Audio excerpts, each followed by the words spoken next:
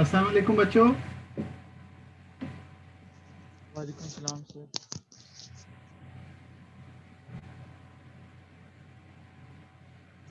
Hello, can you hear me guys? Hello, can you hear me? Yes sir I can hear you. Hasan क्या हाल है? मैं बिल्कुल ठीक ठाक सर, आप सुनाएं कैसे हैं? एक्सीलेंट एक्सीलेंट माशाल्लाह, शुक्र खुदा का, सब ठीक ठाक है यार। तो आज हमारी क्लास में अभी तक सिर्फ तुम ही बैठे हो। अच्छा, आ गए हैं। Yes sir. Okay. Let me share my screen.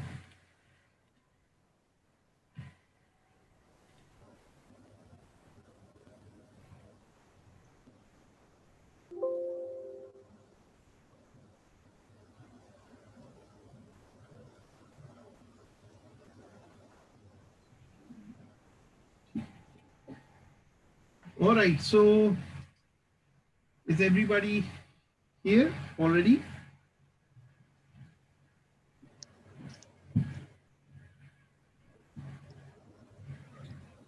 I think we have 5 kids and all of us are here, right? Rida, Amna, Iji? Okay, so I think AG will join in a minute or so. So let's start. All right, so guys, what are we up to in this course till date? So we're looking at how different biomolecules, they talk to each other and create these interactive networks or interaction networks.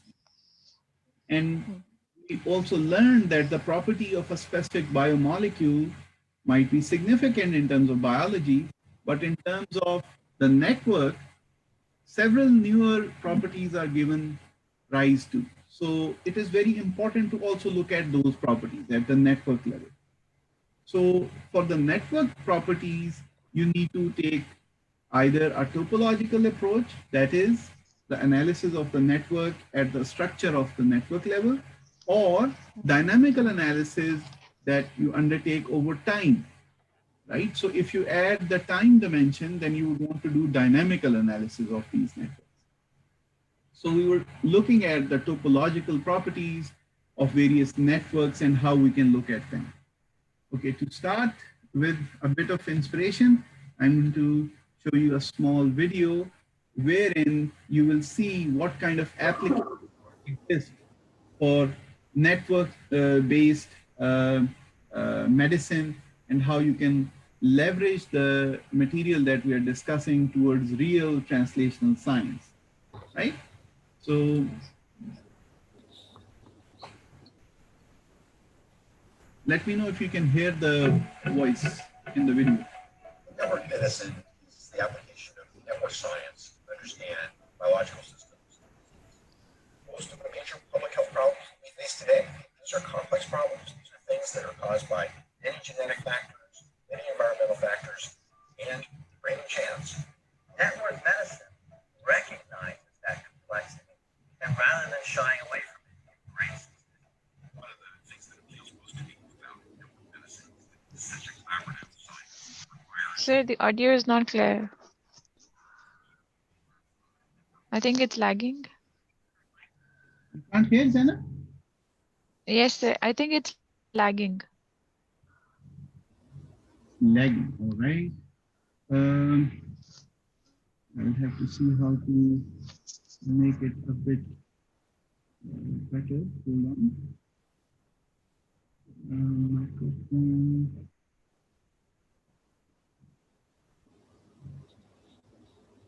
Guys, can you give a feedback again? Okay. Network medicine is the application of network science to understand biological systems. Most of the major public health problems we face today, these are complex problems. Sir sound is not clear.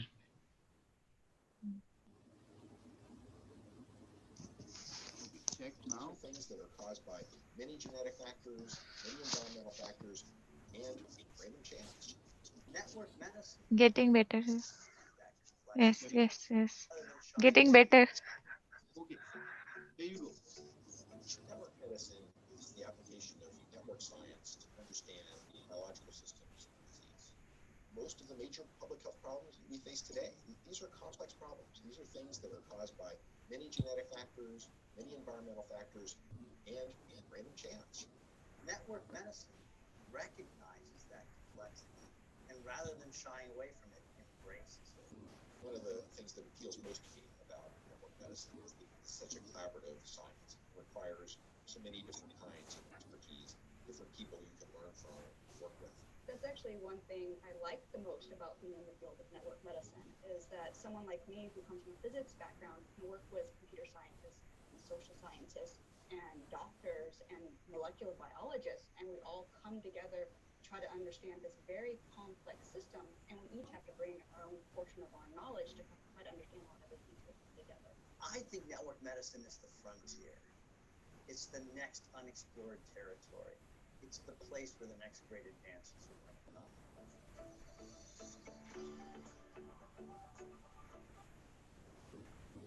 Okay, so clearly we are in at the right place in terms of systems biology to learn it, and so let's get back to what we were doing, topological analysis. So some of the salient properties you can analyze for networks include the size of the network, which essentially would mean just the number of nodes or the biomolecules in the network, right? So nodes would be biomolecules. So this can be a gene, an RNA, a protein, yeah, metabolites, and so on. All right, so the density of the network, how much dense are the connectivity edges between the various nodes. So it's simply a ratio between the number of edges that are present in the network and the total possibilities in terms of edges. So you just take a ratio of edges in the network over all possible edges. Okay, so this kind of gives you कि भाई कितनी density है network की. So right, if you have a large number of edges in the network, obviously the density is going to be high. Then you already saw what connectivity was. So connectivity can be looked at as in degree or out degree depending on the type of network you're looking at. Then you also looked at the clustering coefficient, and it tells you what kind of connectivity is present around a node in comparison with the node's outgoing edges, right? And then we're going to look at length today and a bit on motifs as well. ये दोनों चीजें आज हम देखेंगे. Hopefully, if we manage both the algorithms, we'll land on the motifs. Otherwise, we'll, take them up in the next class. Right. So, moving on. Yes, question. Somebody said something. Okay, I think it was just a noise. All right, so back to scale-free networks. So power law and the degree distribution that is envisaged in the power law. If you look at a random network, what kind of a distribution would you see in the network? Hanji bacho. Power law Poisson distribution. distribution. No, Poisson distribution. Bete or say in a random network. Random is a normal distribution.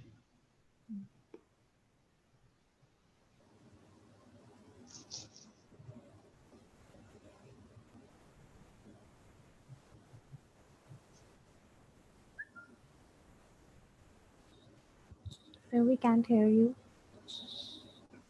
For a random network, yes, no, hello. Yes, sir, now we can hear you. All right. So for a random network, you're going to see a uniform distribution. All right. So कुछ की Sir, we can't hear you.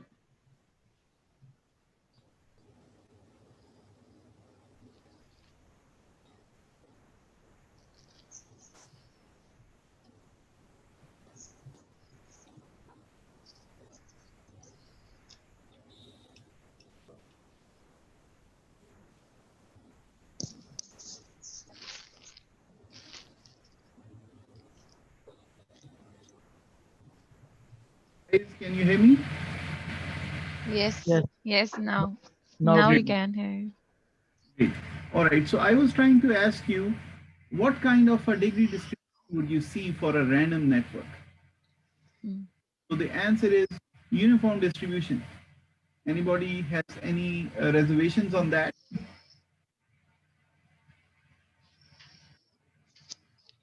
Right? It makes sense or not, Hassan? You're not looking comfortable with the idea.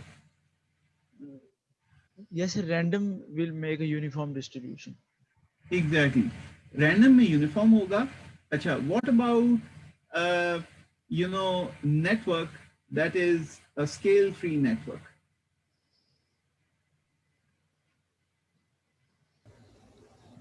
Hayat, what will be its degree distribution? Sir, the power law that we power law distribution. Right. So there will be a very high frequency for low degrees, and then as the degrees will increase, the frequency. Okay, for let's say 1 degree will be a very large number. Okay, I should have drawn a bar chart. There you go. Right? Okay, so as the degree increases, you get a smaller frequency. Now, if you take the log of this degree, what do you get? You get a You get a linear line. Right? yeah. You'll get something like this. Okay? Acha. So now this is what we have learned for power law degree distribution. Now all the biological networks that have that follow the power law degree distribution, they're called the scale-free networks or small world networks, right? Because scale does not matter. Their degree would, the distribution would kind of stay the same. Okay, so small world networks, they have a very small average path length. What does that mean?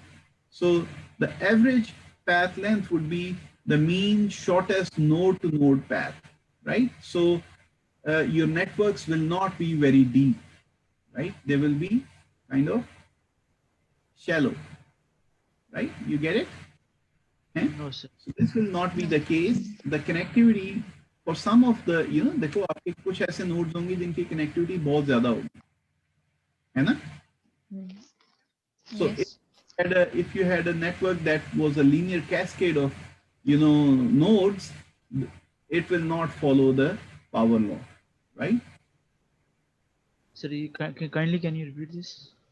All right. So let me draw it a little bit more clearly. So there are two possibilities, that you have networks that are scale-free networks, something like that, right? Or you can have scale networks, something like that. So what is the shortest path length for this network versus this network from, let's say, node A to node B? So in this case, the shortest path is 2. And in this case, you have 2, 3, 4, right? So the path is longer.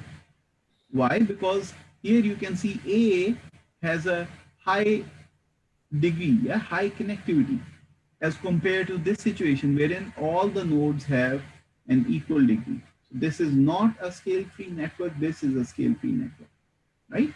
You can see A is a hub node. Bacho, why do you look so quiet? Hassan? Yes, sir. Yeah, it makes sense, right? ये तो हमने कर लिया हुआ ना कि यहाँ पे A आपको hub node की तरह दिखाई दे रहा है. So it's a scale-free network.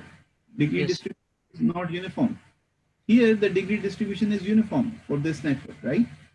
Zena, yes? Yes, sir. Great. Okay, so small world networks or scale-free networks or networks that follow the power law distribution or biological networks, they're all the same. So they have a small average path length. They're not deep, okay? They're shallow. Got it? Scale-free are small world networks. Yep, scale-free, okay, scale-free networks, small world networks, biological networks, social क्या कहते हैं उसको, social media पे जो आपके networks हैं वो, या all of them they are the same, ठीक है, they have a short path length, average path length, right? So number 2, they are robust. Why are they robust? They are robust because, okay, so सबसे पहले तो ये बताना पड़ेगा robustness है क्या. Robustness would essentially be the resilience of a network to such that it continues to perform its function in the face of perturbations. So if you take out a node from a robust network, the probability of the network to stop its functionality is small. However, if you have a scale network that I gave you an example of earlier, this one, इसमें से आप कोई भी node निकाल देंगे तो there will be a catastrophic loss of function. Yes. If you have a scale-free network, and if you take out a node, then it will not be a catastrophic loss of function. This is called robustness. Okay, so why are scale-free networks more robust then? They are more robust because the probability of a catastrophic event to hit the network is it's very low. हाँ बेटे, क्योंकि robust जो आपका ये है hub node है, हाँ, it is just 1 out of n. ठीक है, और यहाँ पे in this case every node is acting as a critical connection, so the probability of a catastrophic hit is n by n. AG, yes, it makes sense. All right, बच्चों ये बात नहीं भूलना है. So this kind of gets buried under the dust as we go along the course, because this is some it's kind of counterintuitive, but this is what it is. कि जो robust, जो आपके scale free networks हैं, जो biological networks हैं, they are robust. Now, as biologists, I would want to ask all of you, आप बताइएगा कि why has biology evolved in a way that all biomolecular networks are scale-free networks then?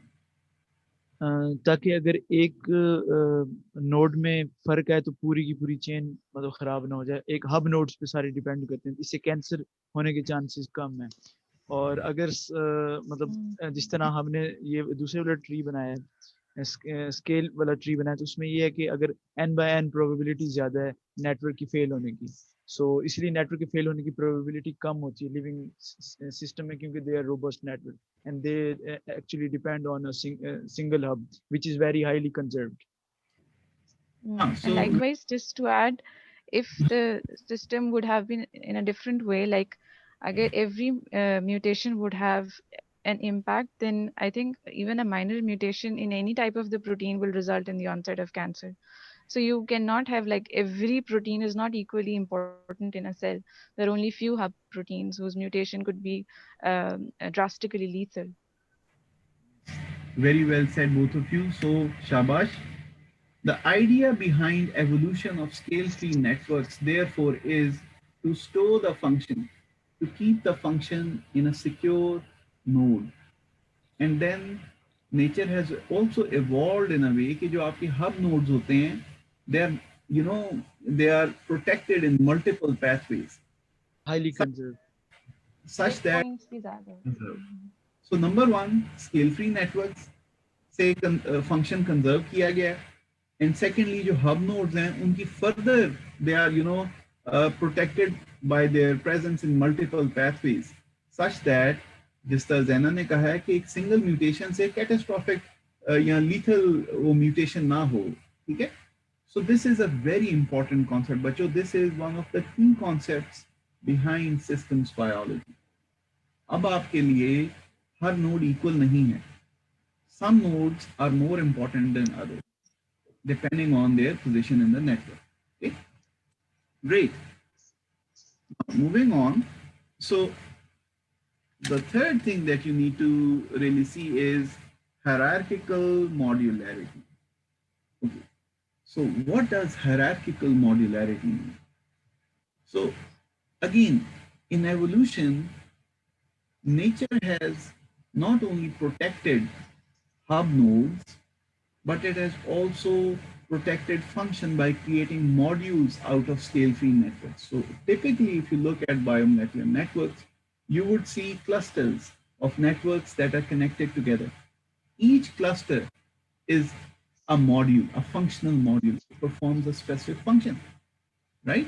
So modularity, just so you can imagine it like this, that in protein structures, you have different domains in protein structures. Each domain is an independent functional entity, just that multiple domains might come together in a tertiary structure in a protein. Similarly, on using the same design pattern, different hub nodes and associated scale-free networks, they come together to create network modules. We call them the kernels. Okay?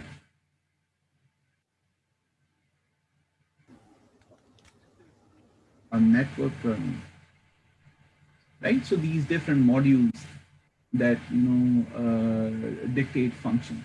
Ayat, yes? Okay, you are with us? Great. Okay, so ये तीन बड़े अहम concepts हैं बच्चों जो आपने देखे. So let's move towards a couple of other techniques that can be used, and I mean algorithms that can be used to compute the smallest path length or the robustness of various networks. So सबसे पहली चीज है आपका average path length compute करना. ठीक है, this is the small world network property that we have seen here. So let's see how we can do that. Okay, so just before we move on, can I ask a question? Hani, then sure, you can stop, no problem. Sir, what आप kernel को कैसे use करोगे? I mean, the idea is clear कि you are ji sir. देखो बड़ी ये ना interesting बात है. So in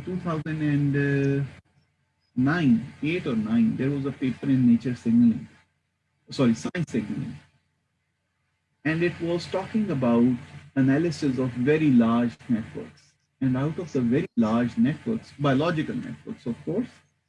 So what that guy did was that they summarized the core functionality of the networks through extraction of kernels from those very large networks. We are extremely lucky that we can summarize, let's say 10,000 node networks by just 5 or 10 nodes kernel and analyze them and predict their function. But then again, this is by virtue of the existence of kernels, the controlling modules, the epicenter of function within the networks. Okay? So kernel can involve multiple nodes. Yeah, this is possible. You can have multiple hub nodes coming together into a small network, of course, with their associated non-hub nodes, for intermediate connectivity and performing specific functions. So kernel is essentially a motif within the bigger network such that it performs a specific function or a domain. You can call it a domain, but technically it's called a kernel. मैंने इसीलिए protein की example दी थी because you people understand proteins really well. So in proteins you have the primary structure. Primary structure क्या था बच्चों? The sequence of the protein. Structure होता था जिस तरह alpha helices और beta sheets जो बनते थे आपस में मिलके amino acids. Tertiary structure क्या होता था? A combination of all of these secondary structures. However, there was something between this secondary and tertiary.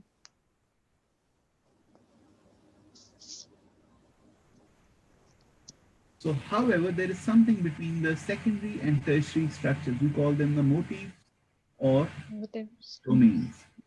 Okay, so हाँ motifs और domain जो थे ये भी secondary structure मिलके बनाते थे, लेकिन जो complete protein है वो tertiary structure होता है. और quaternary structure क्या होता था कि जब multiple proteins they come together, है ना? Protein chains. Protein complex बन जाते हैं. तो बच्चों इसी तरह hub nodes जो हैं और उनके associated peripheral nodes, they come together with other hub nodes and their peripheral nodes to create these kernels. Okay, so somebody published this and it was really appreciated by the journal. I think you can probably look it up, extraction of network kernels from large biomolecular networks. So it was published in Science Engineering. Okay, Thank you, sir. so welcome. So let's start with the first one. How to compute the shortest path length and what is its significance? So let's introduce a concept on top of the shortest path length between various nodes. We will call it the characteristic path length, or CPL. Okay. So let me define what is CPL foremost. CPL is the average of shortest paths between all possible pairs of nodes. Okay? Let me explain that. You don't worry. So we will, break it down easily. So first of all, you have to realize what is the shortest path between all possible pair of nodes. So if you have a network, then you create all these edges, right? And you try to see which two nodes, for all possible combinations, have the shortest connectivity between them, right? Now, for every pair, let's say node 1 and 2, node 1 and 3, node 1 and 4, node 2 and 3, node 2 and 4, and so on, आप इन सब की shortest path निकाल लीजिए और उसका आप mean ले लीजिए, और arithmetic mean, average, ठीक है? So it will give you the characteristic path length. So essentially आपको ये पता चल जाएगा कि on average, what is the shortest path length in the network? On average. ठीक है? You get the concept कि इसके देखो ना, जो scale free networks नहीं होंगे, उनके average shortest path length will be greater as compared to scale free networks. Yes? Should I explain that again? Rida?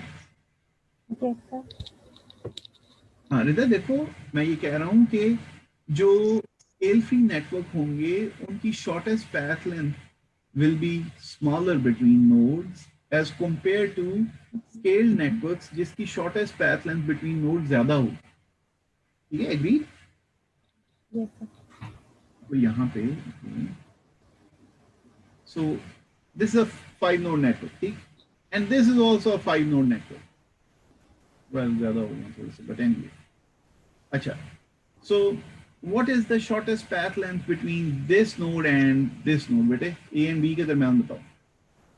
1. 1. अच्छा, now look here. What is the shortest path length between A and B?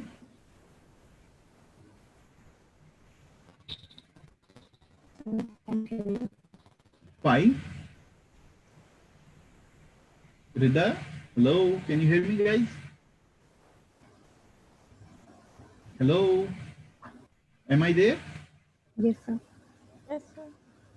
हाँ, so रिदा देखो, मैं ये कहने की कोशिश कर रहा हूँ कि यहाँ पे जो shortest path length है between A and B, it's just 1, right? Yes, sir. यहाँ पे A और B के दरमियान जो shortest path length है, that is 1, 2, 3, 4, 5, right? Yes. So this is a scale-free network, and this is a scale network, right? So मैं ये argue कर रहा था कि अगर आप हर नोड के कॉम्बिनेशन बना लें, राइट? ए बी का बनाया है, आप ए सी का भी बना लें, ए डी का भी बना लें, ए ई एंड सो ऑन, इस तरह आप बना लें, तो आप इनकी जब मीन लेंगे, तो scale free networks will be having a smaller number as compare to scale network. Does it make sense? Yes, sir. Very nice. AG, I can't see you. Are you there? AG has dropped.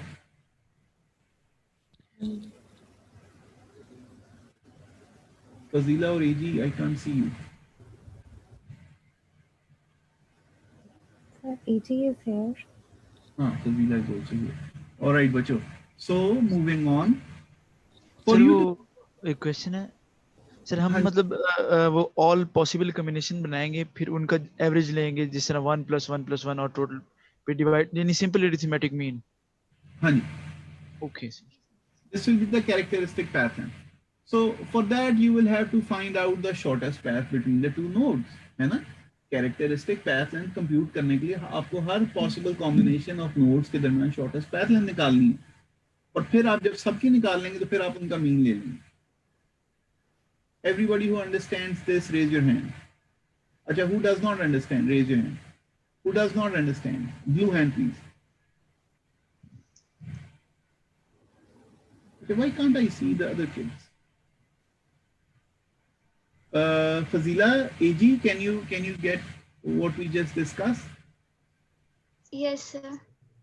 Fazila, summarize karo. I will make corrections if there is any misunderstanding. Summarize karo कि CPL कैसे compute होता है? Quickly.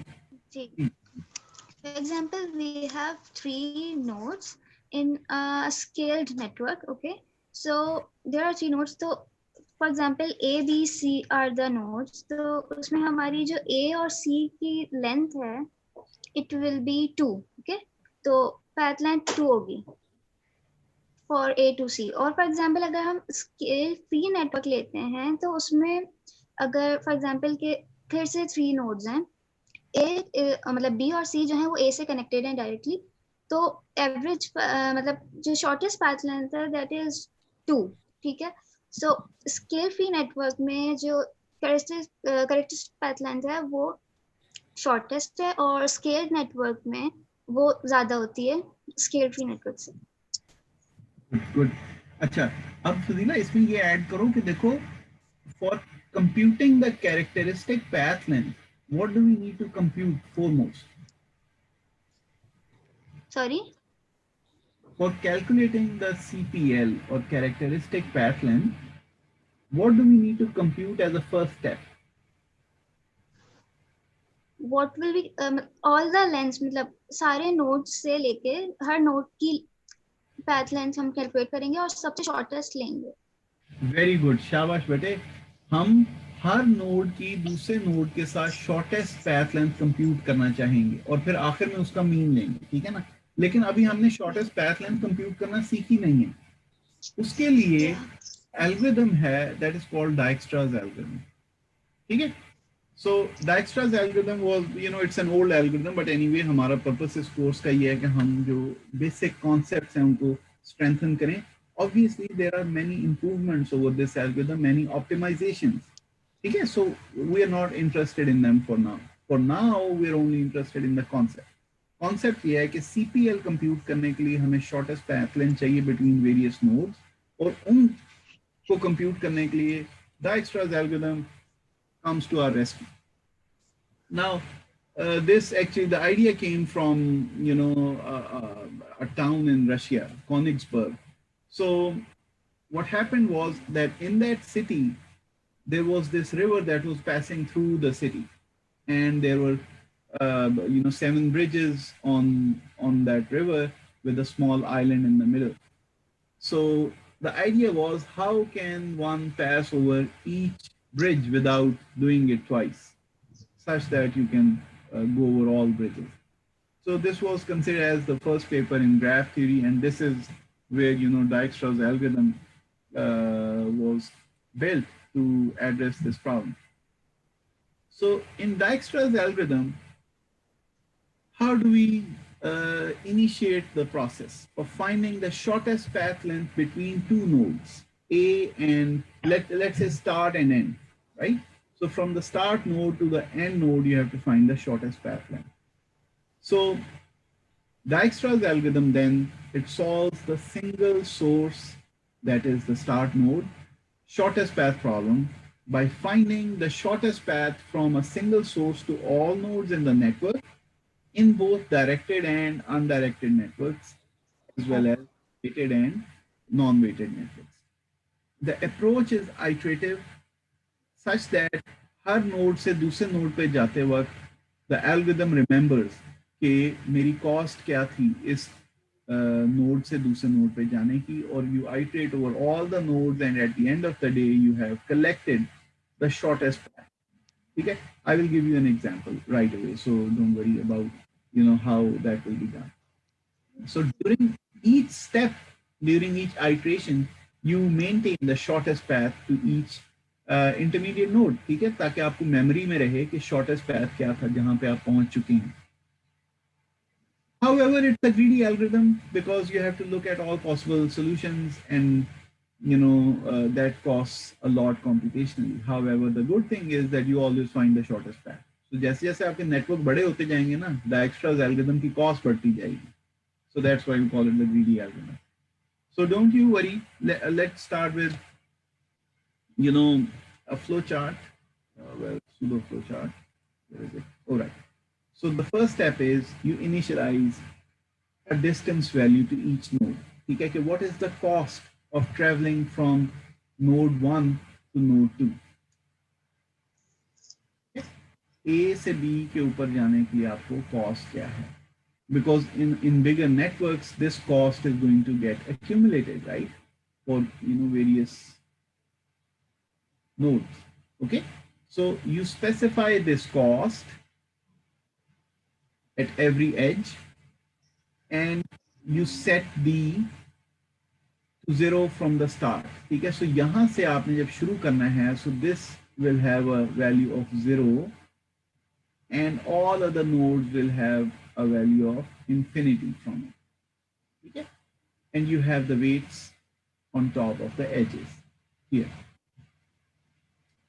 Now you start from this node A, and you start moving with adding the cost. So the first cost is added into A. So आप यहाँ पे specify कर देते हैं कि ये, so infinity is removed, and instead you put C1. That is the cost. Okay, let's call it cost 1. All right. So going from A to B has a cost of C1. Simple. कोई मसला नहीं है इसमें. ठीक है. And then you start propagating the same step, that from B to C the cost would be, बेटे बताओ. C2. नहीं बेटे, हाँ C2. So A to C will be C1 plus C2. C1 plus C2. Similarly, for going to D, you will have C3 plus C3. Right, so A से D पे आने की cost ये है, A से C पे आने की कॉस्ट ये है, A से B पे आने की कॉस्ट, ठीक है. So this is what you have to do. So let's look at a solved example to see how it actually works.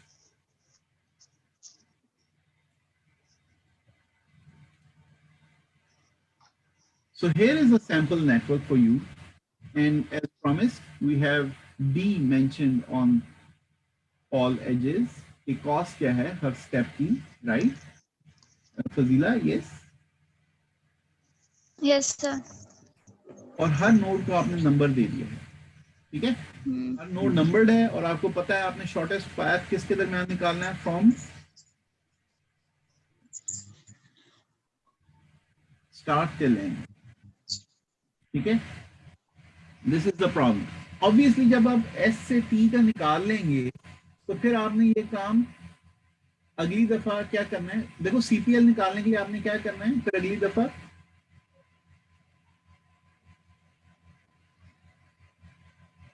बच्चों can you hear me? Yes. हाँ, CPL निकालने के लिए हम ये बेसिकली हम पूरी एक्सरसाइज CPL निकालने के लिए कर रहे हैं ना, है ना? Yes. CPL क्या होती थी? Yes, sir. Shortest length. Sum of the shortest length in their average. है ना, सम नहीं. दोबारा देखो CPL क्या होती थी, गौर से देखो नोट्स में अपने. The average of all Average. Sum लेके an average. हाँ, so average of shortest paths between all possible nodes. अब यहाँ पे हम देखो सिर्फ S और T के दरमियान शॉर्टेस्ट पाथ निकाल रहे हैं, तो CPL निकालने के लिए हमें क्या करना पड़ेगा इससे आगे? Sir Dijkstra multiple times run होगा, हर दफा स्टार्टिंग नोड चेंज कर लेंगे हम, और एंडिंग नोड्स भी. एक्सीलेंट है यार, perfect answer. Dijkstra multiple times run होगा, हर दफा S और T दो डिफरेंट पेयर होंगे, दो डिफरेंट नोड्स का पेयर होगा, और ये इतनी दफा रन होगा कि हर कॉम्बिनेशन ऑफ नोड्स की आपको शॉर्टेस्ट पाथ लेंथ पता चल जाएगी. और फिर आप उसका मीन ले लेंगे। ठीक है, वेरी नाइस। ओके, सो यहाँ पे अब हम इसको सॉल्व करना शुरू करते हैं। हमने सारे डिस्टेंस लिख लिए हैं, नोड्स के ऊपर मार्क कर लिया है। Okay, so now we are starting, so let's put this to 0। ठीक है, हर डिस्टेंस जो नेबरिंग नोड है, नेबरिंग नोड कितने हैं इसके बच्चों? नेबरिंग नोड 3 है, 1 2 3। सो हर एक के ऊपर हमने क्या डाल दिया है? Unknown, right?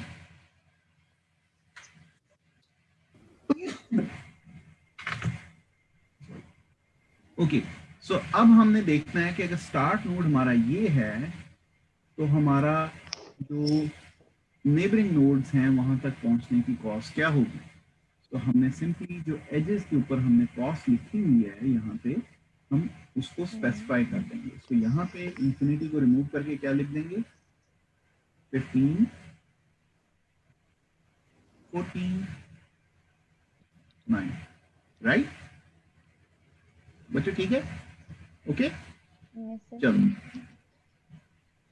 आगे गए, हमने देखा कि हमने हर इंफिनिटी को काट दिया और उसके ऊपर जो हमारे डिस्टेंस थे वो लेबल कर दिए। अभी तक कोई कॉम्प्लेक्सिटी नहीं है किसी भी किस्म की। और आपने क्या किया, जो एजेस विजिट कर लिए और जो नोड विजिट कर लिया उसको मार्क कर दिया, यहाँ पे ब्लू कर दिया उस नोड को, वो हमने विजिट कर लिया। ठीक है, नेक्स्ट स्टेप में क्या करेंगे बेटे कि अगला नोड पकड़ेंगे और उसके साथ यही ट्रीटमेंट दोबारा करेंगे, क्योंकि हमने हर पॉसिबल नोड को विजिट करना है ना, हमने शॉर्टेस्ट पैथ निकालना। तो नंबर 2 से शुरू करेंगे बेटे। इसके नेबरिंग नोड्स कितने हैं नंबर 2 के? 1 2। इसके कितने थे पहले के? 3 3 थे ना, तो हमने तीनों को अपडेट किया था, ये देखो है ना। अब हम इस पे इसको ले रहे हैं, तो इसके केस में कितने इसके नेबर हैं? जस्ट 1 है ना। तो आप इसको काट के यहाँ पे क्या लिखेंगे? डिस्टेंस 24 नहीं होता, 9 + 24 9%। ठीक, क्योंकि आपने आपका जो एक्चुअल ऑब्जेक्टिव था ये था सोर्स ये है और टारगेट ये ऑब्जेक्टिव है ना आपका।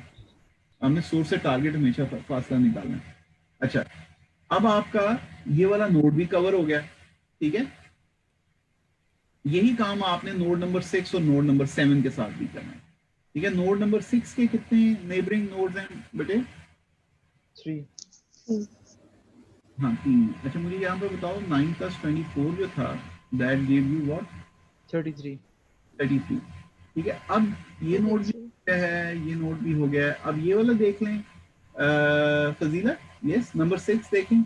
नंबर 6 जो है उसके ऊपर ऑलरेडी आप 14 कॉस्ट पे करके पहुंचे, and for you to go to node number 3 you will have to add how much to it? 18. 18. Very good. So इसको ऐड किया तो हमारा क्या बना? 32. Too smaller than the previous जो था, so हम इसको काट देंगे और 32 को मेंटेन करेंगे।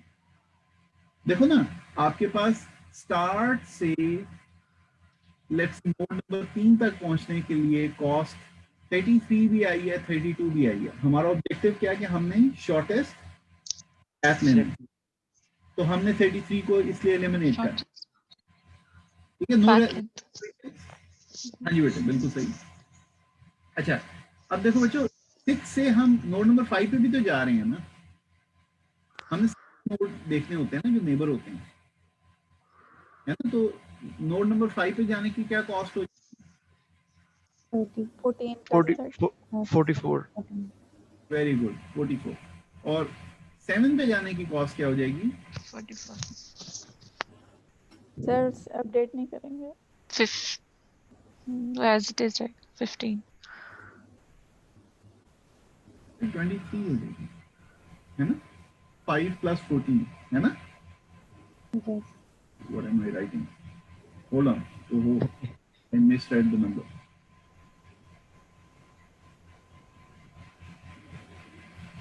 14 + 5, so that would be 19.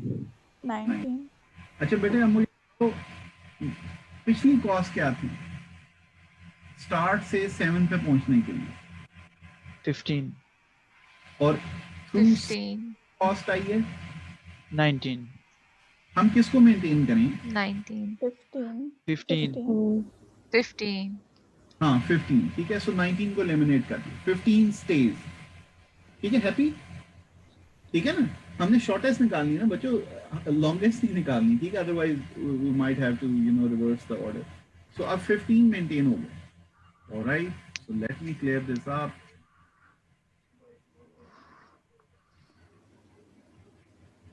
Nine भी हो गया था नोड, 14 भी हो गया है ना, और रिजल्टिंग कॉस्ट जो है वो यहां तक पहुंच गई हमारी, ठीक है। ओके, सॉरी एक रह गया इसमें, नंबर 7 हमने अभी प्रोसेस नहीं किया। सो नंबर 7 के अंदर कितने नेबर हैं? 2. नंबर 7 को भी तो देखना था ना, 3 थे ना हमारे, 1 2 एंड 3। ओके, सो 7 का नेबर जो है वो है एक नोड नंबर 5 और एक node 3, that is the target. So 15 में पहुंचे थे 7 तक, सो ऐड करेंगे तो 35, so will need to eliminate 44 with 35, 3 हो गया, 35. हाँ वेरी गुड। सो ये भी हो गया। Now this is what you get, और आपके पास 44 प्लस 50, आप बॉटम पे देखें तो आपके पास जो टारगेट नोड है उस तक आप अराइव कर चुके हैं विद द कॉस्ट ऑफ 59। तो should we stop here now? नहीं, हाँ, we need to evaluate all the nodes. Remember बेटे, सब नोड्स पे चलाना है हमने ये काम। चलो शाबाश। सो आगे चलते हैं। नोड 5, 3 से जो है ना 51 आएगा। हाँ बिल्कुल वो कंप्यूट होगा, लेकिन हमने देखना कि ओवरऑल शॉर्टेस्ट कौन सा, इसलिए हमें सारे नोड देखने की जरूरत है इस वजह। Yes sir. सो 51 आ गया, जैसे हसन ने कहा है। अब हमने देखना है क्या 51 से भी कोई बेहतर आता है या 51 ही होगा, ठीक है। सो इसी तरह हमने बाकी नोड्स को भी देखा। विल सी कि 45, सो 51 हैज बीन रिड्यूस्ड टू 50। फिर नोड 5 और 4 को देखा, and eventually you know the outcome was 50। और 50 हम कैसे पहुंचे थे? 14 प्लस 18 प्लस 2 प्लस 16 से, ठीक है। So you just track back and remember कि आपके पास शॉर्टेस्ट कॉस्ट जो थी, शॉर्टेस्ट पैथ जो था वो क्या था। So this is simply the Dijkstra algorithm, and in this way you compute the shortest path between the source node of your choice and the target node of your choice. बच्चों ये भूलिएगा नहीं कि आपने ये सोर्स और target के जो कॉम्बिनेशंस हैं ये एग्जॉस्टिवली बनाने हैं, और डायक्स्ट्रा कई दफा चलेगा जैसा कि हयात ने कहा, और हर दफा आपको शॉर्टेस्ट पैथ मिलेगा और आपने वो सारे शॉर्टेस्ट पैथ संभाल के रखने हैं और आखिर में उनका अरिथमेटिक मीन लेना है, ठीक है। That will give you what called shortest path. No, what characteristic path length, characteristic path length, CPL, ठीक है Hasan.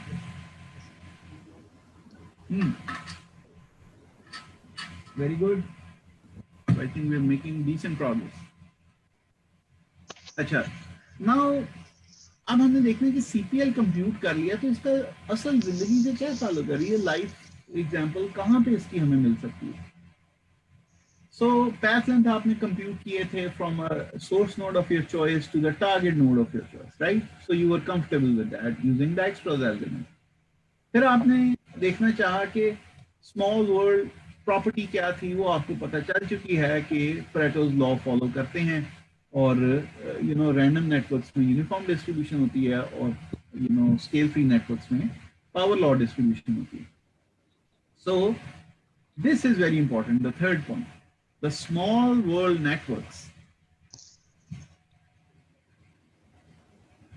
Small world networks versus random networks, ठीक है। कोई without looking at the slide, can somebody give me an understanding of what might be the comparison between the two, small world ke networks versus random networks, in terms of the characteristic path length and clustering coefficient. Clustering ज़्यादा कहाँ पे होगी बच्चों? Scale free में या random में? Scale free में. Scale free में. Very nice. और मुझे बताओ कि characteristic path length कहाँ पे होगा ज़्यादा? Shortest हो गया. हाँ. So the implication. Random. हाँ. Oh. Sorry, I think there is a mistake in this slide. Okay, I will correct that. So the thing is that this implication is very important for biologists because mutations and perturbations on the hub nodes are going to have a huge impact, right? But the probability of that to happen is very small. Number two, robustness of the network. Okay? Robustness of the network will be maintained because there cannot be a catastrophic failure in scale-free networks. And number three, very, very important, जो आज हमने video देखी है कि जो hub nodes होते हैं, they can be therapeutic targets. It's extremely important that we evaluate hub nodes for intervention in disease and see how we can modulate the disease. Okay? Acha, now coming back to CPL and clustering coefficient. So somebody actually did a very interesting work. In 1998, there sir एक slide पीछे कीजिएगा kindly. Sir इसमें ये आपने small word property में 6 degree separation और ये चीजें नहीं एक्सप्लेन की. Oh, okay, 6 degree. Acha. So 6 degrees of separation is something very strange and quite exciting actually. आपको पता है दुनिया में, for instance, Elon Musk, right? Yes. I'm surprised if I tell you that you're only 6 people away from him. Yeah, you're actually connected to him through 6 hops, right? So if there is this website called LinkedIn, I'm not promoting the website, I'm just giving an example. So it tells you the connectivity, the professional connectivity between you and your friends, right? So if you look at the panel on the right side towards the bottom right corner, it will give you, a path of how you're connected with some, famous people, in your network. So this is a mathematical theorem which you might want to look up if you're interested, that you are actually connected to, let's say, Barack Obama and Elon Musk and Bill Gates and all by just 6 hops, right? You just have to explore and identify those 6 hops. कि वो लोग कौन हैं, ठीक है? So this is what it means. So 6 degrees of separation. Every molecule can be regulated by some other molecule, which might just be, 6 steps away in terms of regulation. So this is extremely interesting fact that exists. Please don't ask me why it is 6, but because I don't know myself, but it's there.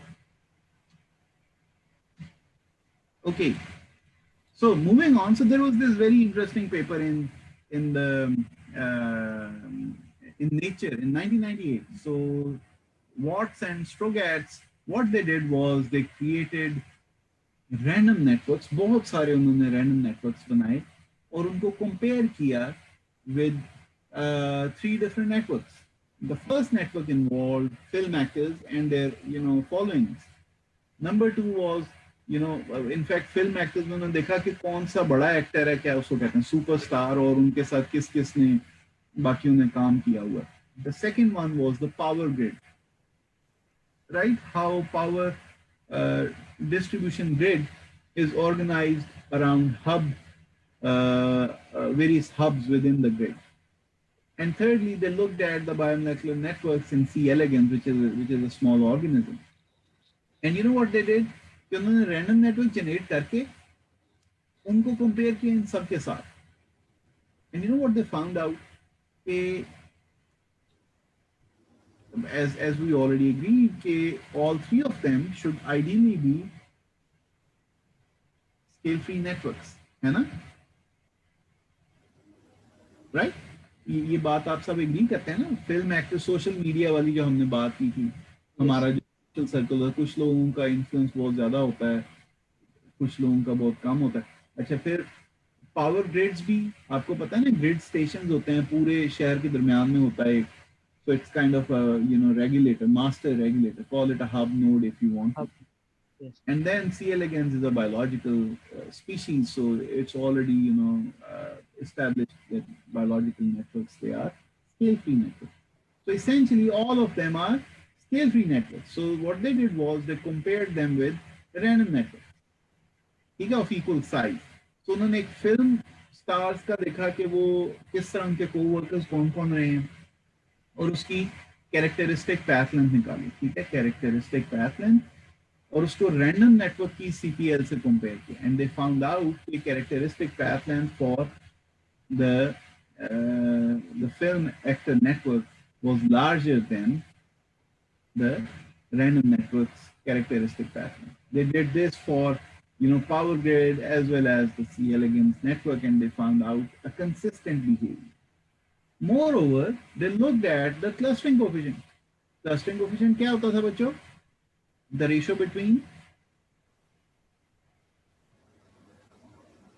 how much they're connected with the neighbors compared to their own nodes. It actually tells how well the neighbors are connected in comparison with against its own. So the ratio its था, own, it was by 2e by k into k minus 1 for undirected. For directed it was without the 2. Okay, so they found out again कि जनाबे अली हमारा जो clustering coefficient है, it's much larger than the random network's clustering coefficient. Random network में तो सारी nodes की connectivity जो थी यूनिफॉर्म थी ना. Remember हमने आज की क्लास कहाँ से शुरू की थी कि random networks के अंदर जो डिग्री डिस्ट्रीब्यूशन है वो क्या होगी? यूनिफॉर्म होगी. Very good. So they established जनाब के आपकी CPL will be larger and clustering coefficient will be extremely large. So this was published about 20 years ago, but this helped us to kind of establish कि हम किस तरह का network बनाएं तो स्केल फ्री नेटवर्क, यानी कि आर्टिफिशियल स्केल फ्री नेटवर्क बनाने के लिए हमें क्या करना होगा. सो दे सजेस्ट जी सर ये जो एक्टर्स वाला और ये आपने एग्जांपल्स दिए इसके अंदर कॉस्ट्स क्या रखे होंगे उन्होंने? Because CPL depend करेगा. They would have probably added one to, you know, represent connectivity. Uniform cost रखी होगी probably. You know, I'll have to read the paper again. I have to see कि कुछ और ना रखा हो, but you know, arbitrarily speaking, if you have a cost of 1, it will scale over multiple interactions. So work. Okay? All right. So what they suggested was कि यार आप ना आर्टिफिशियल स्केल फ्री नेटवर्क कैसे बना सकते हैं. बड़ा जबरदस्त हो गया ना. अगर आप आर्टिफिशियल स्केल फ्री नेटवर्क बना लेंगे तो आप फिर in systems biology you will be able to use those networks to you know evaluate scale free regulation in biological species. So regular network क्या होता है जिसके अंदर सारे nodes की आप यहाँ पे देखें जो connectivity है that is the same.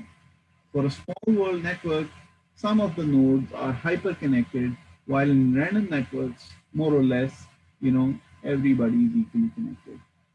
So in using randomness, so यहाँ पे तो totally random है, यहाँ पे totally uniform है. So scale free networks or small world networks are somewhere in the middle. So and the paper is given at the bottom.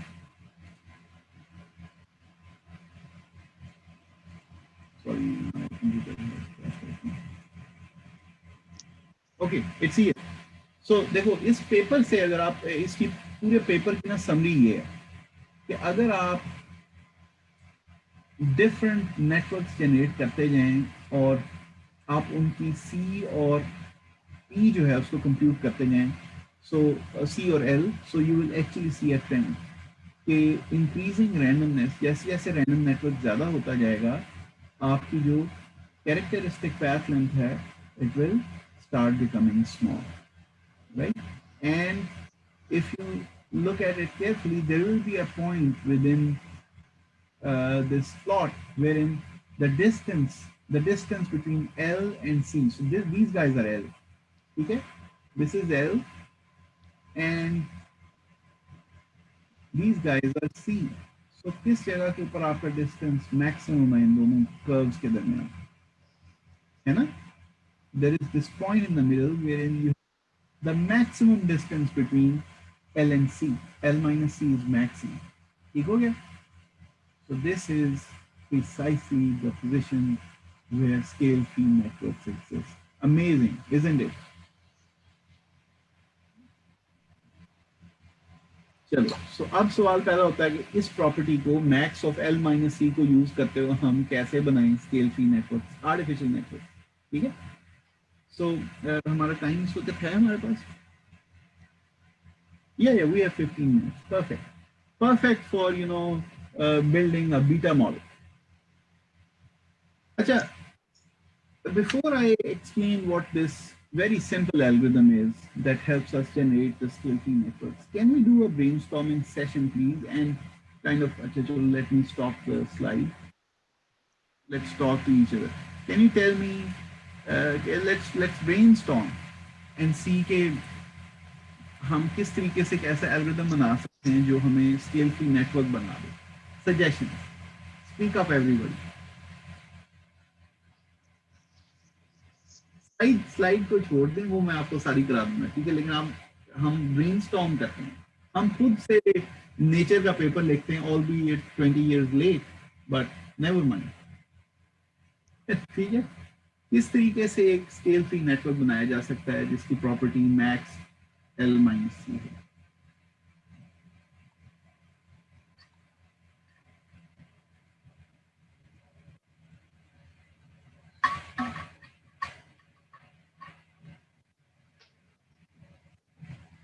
हमको फिक्र होता है भाई.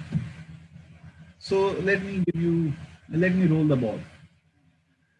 Let's take 5 nodes and 8 edges. ठीक है?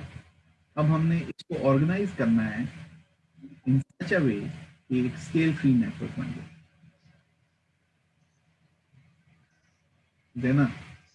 Sir, we would have a hub node. अगर 5 nodes हैं तो maximum 1 hub node ही रख सकेंगे, I guess. So you could have 1 hub node and बाकी sparse connectivity हो आप nodes के आपस में. So like not too many edges, थोड़ी सी edges हो. मैंने इसको अप्रोच कैसे करें algorithmically? let me give you another hint. ठीक है? सबसे पहले तो ये है कि 5 nodes हैं और 8 edges. So let's start by putting the edge randomly between various nodes. ठीक है? एक एज पकड़ी और उसको 2 नोड्स को कनेक्ट कर दिया, फिर दूसरी एज पकड़ी, फिर किसी और 2 रैंडम नोड्स को कनेक्ट कर दी, such that the entire network gets connected. Is it a random network or is it a scale-free network that is born at this random point? random network. Very good Hasan. तो एक random network बना लिया हमने. अब इस random network की हयात हम अगर CPL और क्लस्टरिंग कोएफिशिएंट कंप्यूट कर लें तो कोई मसला तो नहीं है? नहीं तो सर उसके बाद फिर हम ये कर सकते हैं, हम एजेस को रीएडजस्ट करके दोबारा कैलकुलेट करें and then we move to the direction जिसमें आपकी कम होती जाएगी. Excellent बच्चों. उसका मैथ सेल में होता था. So you got a nature paper done. Good job. So आपने रैंडम जो आपने एजेस कनेक्ट किए हैं मुख्तलिफ नोड्स को, आपने एक दफ़ा CPL और क्लस्टरिंग कोएफिशिएंट निकाल के अब आपने अगली दफ़ा फिर स्क्रैम्बल करना है नेटवर्क और फिर CPL और क्लस्टरिंग कोएफिशिएंट निकालना है. सो L minus C हर दफ़ा बच्चों को कंप्यूट करते जाना और जिस नेटवर्क का L minus C is maximum उस नेटवर्क को संभाल के रखना है ना. हमारा ऑब्जेक्टिव क्या है? ग्रैंड ऑब्जेक्टिव क्या है? AG? Maximum L minus C लेना हमने। हाँ, AG फजीला प्लीज कंट्रीब्यूट, क्या हो गया, तुम दोनों पीछे तो नहीं रह गए कहीं? सर ये मैक्सिमम क्यों लेना है? एल सी मैक्सिमम क्यों लेना है? एल माइनस सी। हाँ मैं बताता हूँ, खैर मैं ये इधर दो बच्चे, Maximum connectivity. हाँ Fazila and my mic does not work, so sorry. Alright, कोई मसला नहीं है। सो AG हम लोग कुछ नोड्स और कुछ एजेस पकड़ के उनको रैंडमली कनेक्ट करके उनकी CPL और C निकाल रहे हैं, और फिर उन दोनों को हम सबट्रैक्ट करके देख रहे हैं कि सबसे बड़ी वैल्यू कब आती है, और जिस नेटवर्क की कॉन्फ़िगरेशन की CPL माइनस C वैल्यू सबसे बड़ी है हम वो कंजर्व कर लेते हैं, ठीक है। CPL is characteristic path length and C is clustering coefficient, ठीक है। Fazila yes, Yes. Okay great. चलो सो आओ अब हम इसको देखते हैं एल्गोरिथम को दोबारा से कि व्हाट्स एल्गोरिथम है क्या। चलो okay, so create a lattice of nodes and links, choose a probability P and with this probability assign a link to two nodes randomly, ठीक है, जिसका हसन ने कहा, until the network becomes completely connected। ऐसा ना हो कि कुछ नोड्स कनेक्टेड ना हो, ठीक है, क्योंकि उससे फिर बायस क्रिएट हो जाएगी, ज्यादा छोटे ज्यादा बड़े नेटवर्क्स पैदा होने शुरू हो जाएंगे। So you need to make sure कि all nodes get a connectivity at least once, ठीक है। अच्छा अब आपने क्या करना है, इसको रिपीट करते जाना है स्टेप 2 को बाय रीअसाइनमेंट ऑफ एजेस। जैसे ही आप एजेस को रीअसाइन करेंगे आपने फिर क्लस्टरिंग कोएफिशिएंट और शॉर्टेस्ट पाथ लेंथ दोबारा निकाल लेंगे, and you compute the difference L minus C and you store that network जिसके अंदर L माइनस C मैक्सिमम है, ठीक है। And if you repeat this process you will end up with eventually a scale free network, a synthetic way, an in silico way to create a scale free network। इसके आइए मिसाल देखते हैं। ये देखो ये आपके नोड्स हैं, आपने रैंडम पैथ्स ऐड किए उनको such that all nodes got connected, ठीक है, सारे कनेक्ट हो गए, देखो कोई अलग तो नहीं रह गया, ठीक है, फुली कनेक्ट हो गए ना सारे। ये आपका पहला नेटवर्क आ गया, इसके ऊपर CPL और आपने जो क्लस्टरिंग कोएफिशिएंट है वो निकाल लिया और उन दोनों का डिफरेंस करके इस नेटवर्क को भी स्टोर कर लिया और डिफरेंस को भी स्टोर कर लिया, ठीक है। And you keep repeating this process of edge assignment until you get the maximum distance between the maximum difference between L and C. Here. This one. Bachu, does it make sense? Hello? Hayat? Rida? जी sir. Great. Okay, so moving on, let me talk a little bit about robustness for your synthetic or in silico scale free network. बेटा देखो अगर इसमें आप इन 3 nodes को delete कर दें तो क्या होगा?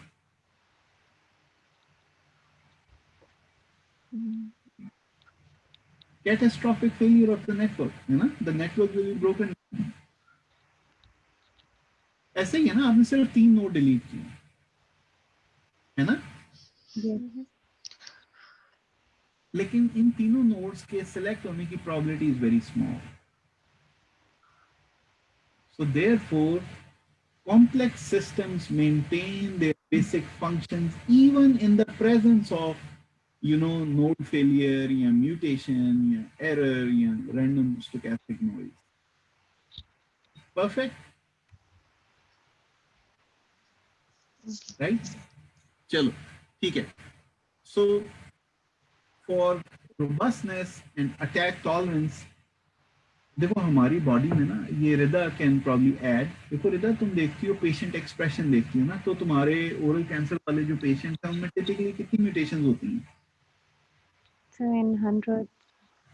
In hundreds of mutations with in the patients, लेकिन उसमें से ड्राइवर म्यूटेशन यानी कि क्रिटिकली इंपॉर्टेंट म्यूटेशन नहीं होती हैं बेटे। So very low, but then tens or something. 10 or 20. So it actually gives you evidence कि networks जो हैं वो scale free हैं. They are tolerant to attacks, they are tolerant to random events and hence resistant. ठीक है? So ये चीजें जो हैं, so I will stop here because इससे आगे फिर एक different वो शुरू हो जाएगा trajectory. So अगर कोई question है तो पूछो, नहीं तो मानूर ने आपके साथ कुछ चीजें discuss करनी है, so we can proceed to Manur. जी बच्चों.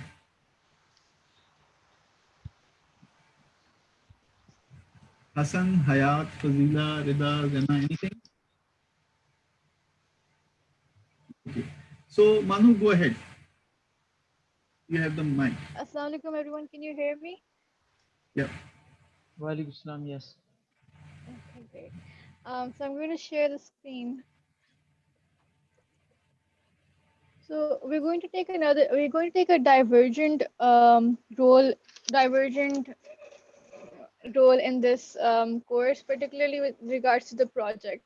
So the project that you're going to do for this course is going to be divided into 4 separate tasks. So I'm going to talk to you. I'm going to take some 2 to 3 minutes to talk to you about the project task. And if there's any questions after that, just please contact me through WhatsApp or email. So the project task in the first one is just that you construct a biomolecular interaction network of minimum 20 nodes. And in that particular task, you'll get 20 points for network construction in Gephi and 10 points for the interaction table. You'll find a sample of it in the document.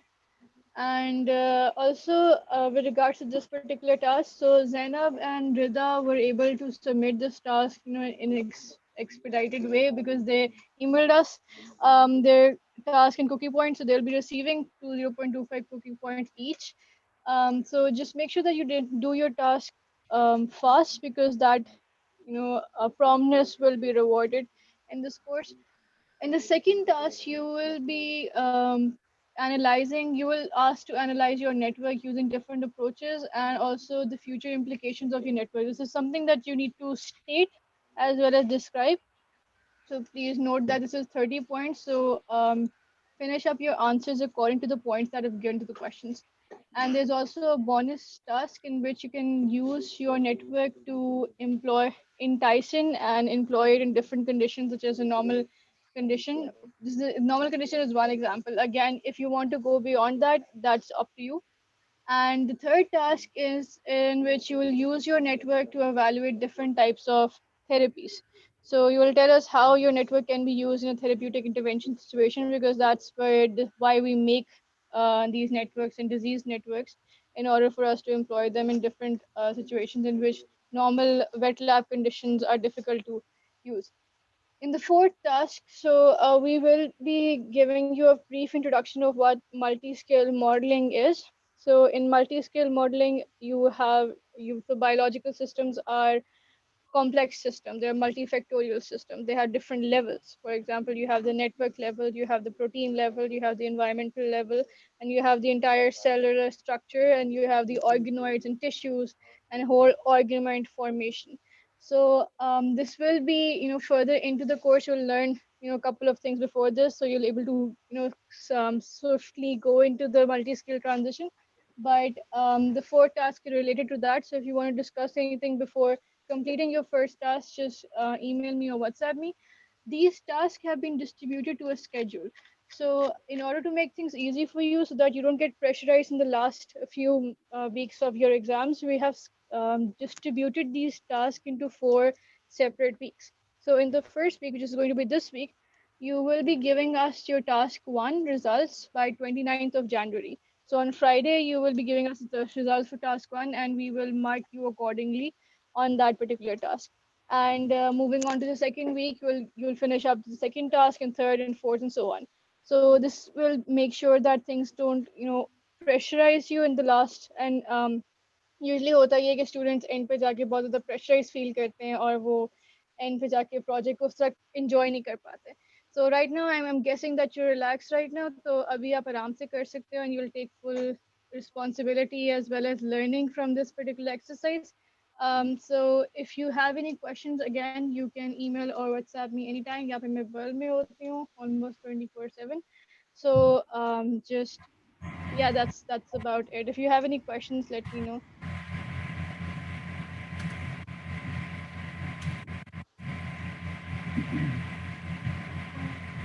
Was I talking too fast? Like, quick question है या फिर like did you get it? I think they got it. So it was a simple one.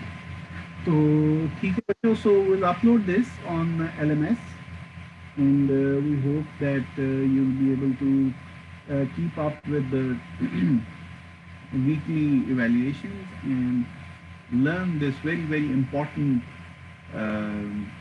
area of science. In fact, yesterday I was listening to a talk by the dean in the advisory board, and he singled out systems biology as one of the most important frontiers in science that SSC needs to look at. So good luck for your project, and let's hope to discover something good out of your networks, inshallah. Okay? All the best. Take care. Allah Hafiz. Okay, thanks.